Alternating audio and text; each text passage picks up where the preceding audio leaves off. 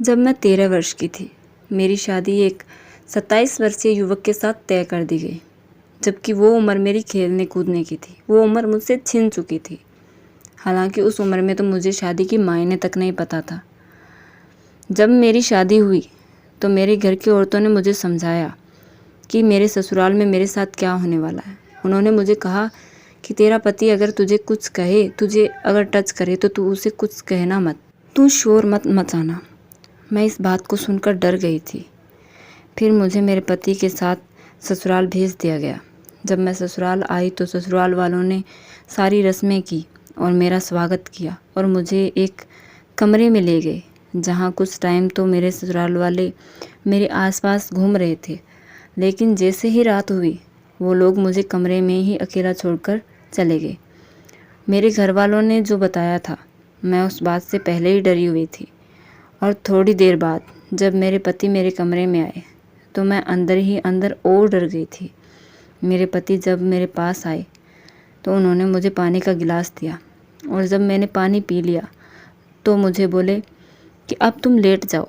मैं चुपचाप लेट गई और घर वालों ने जो बताया था, मैं उस बात को पूरा ध्यान में रखकर वैसे ही कर रही थी। उसके बाद वो अलमारी के पास गए और उन्होंने अपने लिए एक बिस्तर निकाला और वो अलग जाकर सो गए और मुझे बोले, डरो मत, आराम से सो जाओ और किसी चीज़ की ज़रूरत हो तो मुझे बता देना, तुम्हें यहाँ डरने की कोई ज़रूरत नहीं है। तब मेरी जान में जान आई और मुझे अच्छा फील हुआ।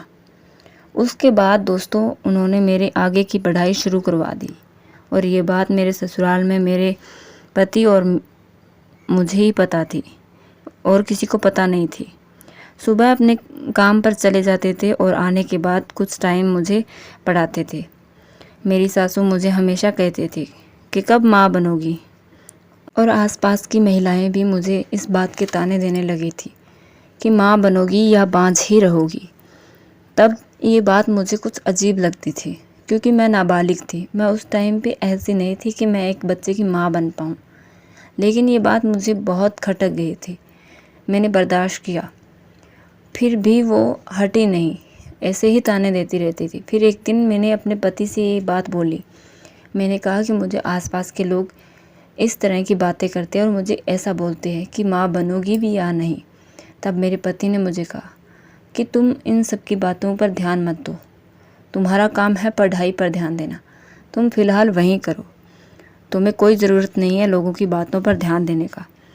और मैंने यही किया।